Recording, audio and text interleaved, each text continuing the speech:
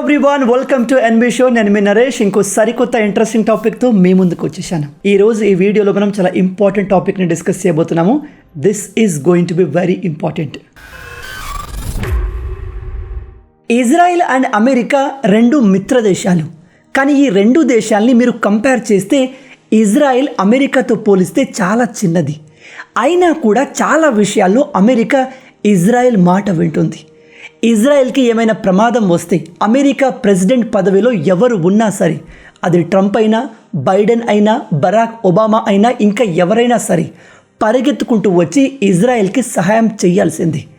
అయితే ఇజ్రాయెల్కి ఇంత పవర్ ఎక్కడి నుంచి వచ్చింది? ఇజ్రాయెల్ అమెరికాను సీక్రెట్గా కంట్రోల్ చేస్తుందా? ఈ ఎప్స్టైన్ ఫైల్స్ ద్వారా ఇజ్రాయెల్ అమెరికాను కంట్రోల్ చేస్తుందా? ఇలాంటి వాదనలు, థియరీలు చాలా వినబడుతున్నాయి. వాటి గురించి మనం ఈ వీడియోలో డీటెయిల్గా డిస్కస్ చేద్దాం. రీసెంట్గా రిలీజ్ అయిన ఎప్స్టైన్ ఫైల్స్ గురించి మీ అందరికీ తెలిసే ఉంటుంది. ఎప్స్టైన్ ఫైల్స్ అంటే ఇదిగో ఇక్కడ కనిపిస్తున్న ఈ పర్సన్ జెఫ్రీ ఎప్స్టైన్. తను చేసిన చెత్త పనులు అండ్ తను ఎవరెవరితో కలిశాడు, ఎవరితో ఏం మాట్లాడాడు, అతను ఏ ఏ దేశాలతో కనెక్షన్స్ పెట్టుకున్నాడు అనే ప్రతి విషయాన్ని ఒక దగ్గర రాసుకున్నాడు. ఆ ఫైల్స్ ఇప్పుడు అమెరికా FBI చేతిలో పడ్డాయి. వాటినే ఎప్స్టైన్ ఫైల్స్ అంటారు. అయితే ఈ ఫైల్స్లో ప్రపంచంలోనే మోస్ట్ పవర్ఫుల్ పీపుల్స్ చాలామంది పేర్లు ఉన్నాయి. Donald Trump, bill gates, bill Clinton, Britain prince Andrew, ఇంకా చాలామంది పేర్లు ఉన్నాయి. Even Elon Musk and Modi పేర్లు కూడా ఇందులో వినబడ్డాయి. బై ద వే, ఇతను కలిసిన ప్రతి ఒక్కరి పేరు, ఇతనితో మాట్లాడిన ప్రతి ఒక్కరి పేరును తన ఫైల్లో రాసుకున్నాడు. ఈ ఫైల్లో ఒక పేరు వచ్చినంత మాత్రాన ఆ పర్సన్ చెడ్డవాడు అని కాదు. వీడు తన డైరీని రాసుకున్నాడు, అందులో ఒక పేరు వచ్చినంత మాత్రాన అది బ్యాడ్ వేలోనే అని అనుకోవడం కరెక్ట్ కాదు. ఎస్, వీడు దుర్మార్గుడు, కానీ ఈ దుర్మార్గుడితో కనెక్షన్ ఉన్న ప్రతి పర్సన్ చెడ్డవాళ్ళే అంటే అది ఇల్లాజికల్గా ఉంటుంది. అయితే వీడు చేసిన ప్రధానమైన నేరం ఏమిటంటే చిన్న పిల్లల్ని, మైనర్ అమ్మాయిలతో శృంగారం చేయడం, వాళ్ళను బలవంత పెట్టడం. వీడు ఒక్కడే చేయడం కాదు, వీడితో పాటు చాలామంది పవర్ఫుల్ వ్యక్తులు కలిసి అలాంటి పనులు చేసేవారు. అందులో మొదటి వ్యక్తి అమెరికా పూర్వ ప్రెసిడెంట్ అయిన bill Clinton, bill gate and prince Andrew. నేను వీళ్ళ పేర్లు కాన్ఫిడెంట్గా ఎందుకు చెప్తున్నాను అంటే వీళ్ళకి సంబంధించిన వీడియోస్ అండ్ ఫొటోస్ అన్నీ బయటకు లీక్ అయ్యాయి. బిల్ గేట్ గురించి అయితే చాలా దారుణమైన విషయాలు బయటకు వచ్చాయి. ఇతను రష్యన్ అమ్మాయిలతో శృంగారం చేసి STD రోగాన్ని తెచ్చుకున్నాడు, అంటే సెక్సువల్లీ ట్రాన్స్మిటెడ్ డిసీజ్. అండ్ ఈ రోగం ఇతని ద్వారా తన భార్యకు సోకింది. ఈ కారణంగానే తన భార్య ఇతనికి విడాకులు ఇచ్చి వెళ్ళిపోయింది.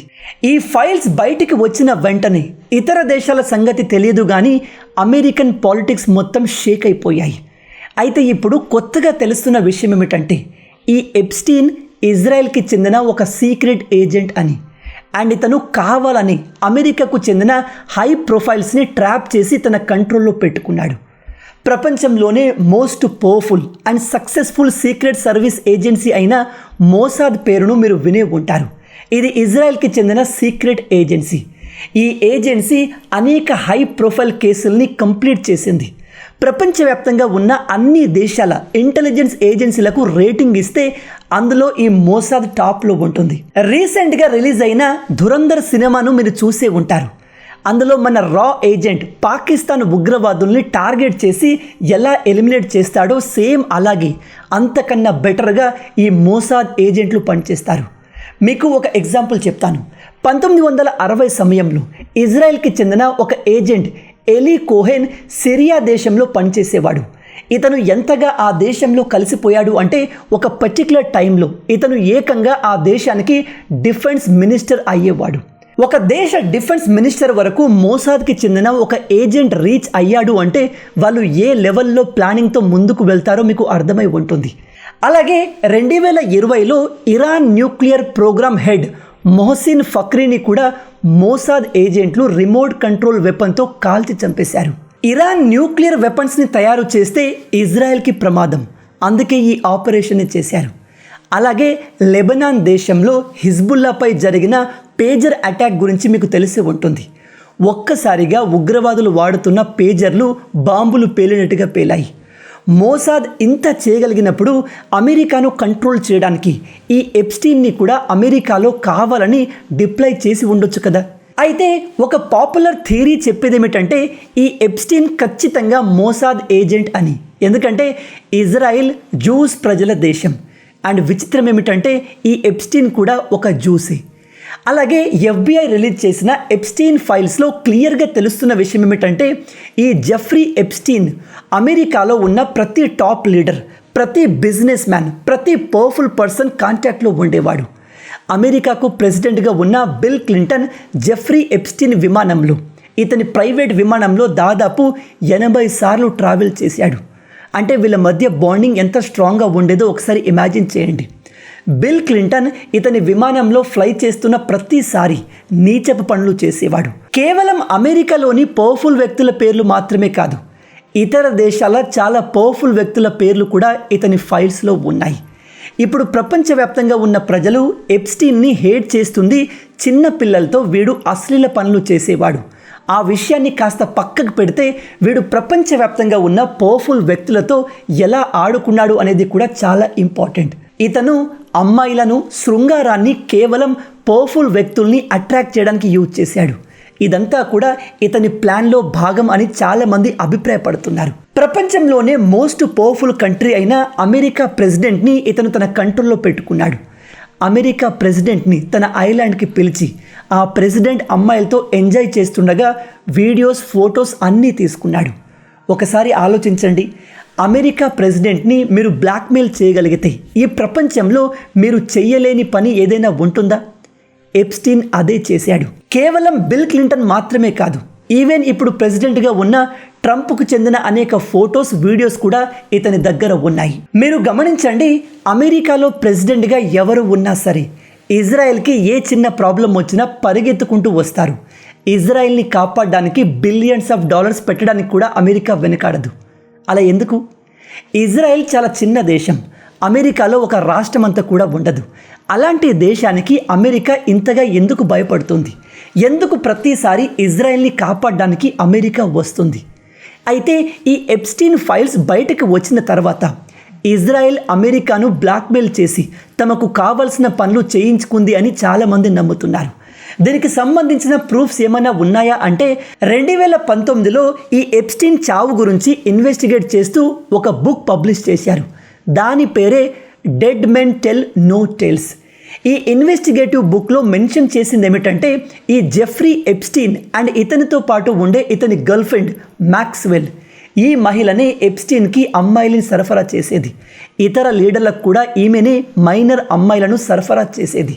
అయితే వీళ్ళిద్దరూ 1980 నుంచే ఇజ్రాయెల్కి ఏజెంట్స్గా పనిచేస్తున్నారు. వీళ్ళు అమెరికాలో ఉండి ఆ దేశ లీడర్ల పైన స్పై చేయడమే వీళ్ళ ప్రధానమైన పని అని ఈ బుక్లో మెన్షన్ చేశారు. ఒకవేళ ఇది నిజమైతే చూడండి మోసాద్ ఎంత డీప్ లెవెల్లో పనిచేస్తుందో. 1980లో వాళ్ళ ఏజెంట్ని అమెరికాలో డిప్లాయ్ చేస్తే ఇతను 2008లో మొట్టమొదటిసారిగా పట్టుబడ్డాడు. ఈ మోసాద్ ఏజెంట్లు ఎంత పర్ఫెక్ట్గా పనిచేస్తారు అంటే దాన్ని ఎవ్వరూ అనుమానించలేరు. శత్రువులకు తెలియకుండా ఇంటర్నల్గా ఈ ఏజెంట్లు దేశాన్ని డెస్ట్రాయ్ చేసుకుంటూ వస్తారు. అంతటి పవర్ఫుల్ ఈ మోసాద్. ఇంకో ఇన్సిడెంట్స్ గురించి మాట్లాడితే అమెరికాలో ఒక న్యూస్ ఛానల్ ఉంది. దాని పేరు డ్రాప్ సైట్ న్యూస్. అందులో వాళ్ళు చెప్పేది ఏమిటంటే కొన్ని హ్యాక్ చేయబడిన ఈమెయిల్స్ ఉన్నాయి. అందులో ఒక ప్రో పాలస్తీనియన్ గ్రూప్ ఉంది, దాని పేరే హండాలా. ఆ గ్రూప్లో మెంబర్ చెప్పింది ఏమిటంటే ఈ జెఫ్రీ ఎప్స్టీన్ ఒక ఫిక్సర్ అని. అంటే ఇతను డిఫరెంట్ గ్రూప్స్ని, నేషనల్ లీడర్స్ని కనెక్ట్ చేసే పని చేసేవాడు. సింపుల్గా చెప్పాలంటే ఒక బ్రోకర్ అని. ఇతనికి ఇజ్రాయెల్తో డైరెక్ట్ కనెక్షన్స్ ఉండేవి, అటు అమెరికాతో కూడా డైరెక్ట్ కనెక్షన్స్ ఉన్నాయి. షాకింగ్లీ ఇతనికి రష్యన్ ఇంటెలిజెన్స్ కమ్యూనిటీతో కూడా మంచి కనెక్షన్స్ ఉన్నాయి. ఇతనికి ప్రపంచవ్యాప్తంగా ఉన్న పవర్ఫుల్ వ్యక్తులు అందరూ తెలుసు.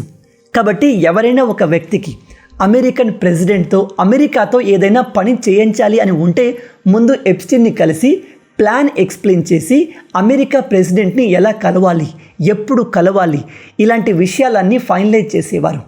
ఎప్స్టీన్కి అమెరికన్ ప్రెసిడెంట్తో కూడా బాగా కనెక్షన్స్ ఉన్నాయి కాబట్టి ఇతన్ని కలిస్తే ఆ పని అయిపోయేది. ఇలా ఇతను బ్రోకరింగ్ చేసి, అమెరికా లాంగ్వేజ్లో చెప్పాలంటే లాబీయింగ్ చేసి మిలియన్స్ ఆఫ్ డాలర్లు సంపాదించాడు. ఈ జెఫ్రీ ఎప్స్టీన్ మోసాద్ ఏజెంట్ అని చెప్పే మూడవ ప్రూఫ్ ఏమిటంటే కొంతమంది వెరీ పవర్ఫుల్ అండ్ ఇన్ఫ్లుయెన్షియల్ వ్యక్తులు కూడా దీని గురించి మాట్లాడారు. ఇన్ఫ్లుయెన్సర్లు అంటే ఇన్స్టాగ్రామ్లో, యూట్యూబ్లో వీడియోలు చేసేవాళ్ళు కాదు. ఉదాహరణకి టక్కర్ కార్ల్సన్ అండ్ మేఘన్ కెల్లీ. వీళ్ళు రివీల్ చేసిన విషయాలు ఏమిటంటే ఎప్స్టీన్కి మోసాద్తో డీప్ కనెక్షన్స్ ఉండేవి అని. ఈవెన్ జెఫ్రీ ఎప్స్టీన్ లైఫ్ స్టోరీని చూస్తే కూడా ఇతను సాధించిన విజయాలు, సంపాదించిన డబ్బు కాస్త అనుమానాస్పదంగా ఉంటుంది. ఎందుకంటే ఇతను నిజానికి ఒక సింపుల్ మ్యాథమెటిక్స్ టీచర్. అలాంటి వ్యక్తి ఒక బిలియనియర్గా ఎలా మారాడు? అసలు ఇతను చేసిన బిజినెస్ ఏంటి? టీచర్ నుంచి ఒక అతిపెద్ద ఐలాండ్ కొనే అంత పవర్ఫుల్గా ఇతను ఎలా మారాడు అనేది మేజర్ క్వశ్చన్. అందుకే చాలామంది నమ్మేది ఏమిటంటే ఇతని వెనక ఖచ్చితంగా ఏదో ఒక దేశానికి చెందిన ఇంటెలిజెన్స్ ఏజెన్సీ ఉంది. ఆ ఏజెన్సీ ఏదో కాదు, మోసాద్. ఇతను ఒక ఇజ్రాయిల్ ఏజెంట్ అని. ఇక వీటన్నిటికంటే ఇంకో పెద్ద ఎవిడెన్స్ ఉంది. దాన్ని స్వయంగా అమెరికా ఏజెన్సీ FBI రివీల్ చేసింది. FBI చెప్పింది ఏమిటంటే ఈ ఎప్స్టీన్కి ఇజ్రాయెల్ పూర్వ ప్రైమ్ మినిస్టర్ ఈహూబ్ బరాక్తో డీప్ కనెక్షన్స్ ఉండేవి. జెఫ్రీ ఎప్స్టీన్ మొదటిసారిగా 2008లో అరెస్ట్ అయ్యాడు. అరెస్ట్ అయిన సంవత్సరం లోపే ఇతను మళ్ళీ రిలీజ్ అయిపోయాడు. ఇతను జైల్లో ఉన్నప్పుడు కూడా కేవలం నిద్రపోవడానికి మాత్రమే జైలుకు వెళ్ళేవాడు. మిగతా సమయమంతా బయటే ఉండేవాడు. అమెరికాకు చెందిన ప్రెసిడెంట్లే ఇతని కంట్రోల్లో ఉండేవారు. అలాంటప్పుడు ఇతన్ని జైల్లో వేసేంత పవర్ అమెరికా ప్రభుత్వానికి ఎక్కడిది? అందరి సీక్రెట్స్ మనోడి దగ్గర ఉన్నాయి కాబట్టి ఇతను జైల్లో ఉన్న జల్సాలు చేసేవాడు. ఈ జెఫ్రీ ఎప్స్టీన్ జైల్లో ఉన్నప్పుడు అండ్ బయటకు వచ్చేసిన తర్వాత కూడా 2013 నుంచి 17 వరకు ఈ ఇజ్రాయెల్ ప్రైమ్ మినిస్టర్ ఈహూబ్ బరాక్ ఇతన్ని 30 సార్లు కలిశాడు.